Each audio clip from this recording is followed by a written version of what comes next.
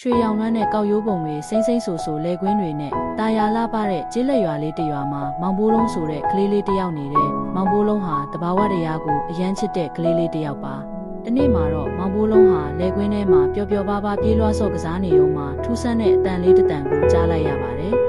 ။ကွီ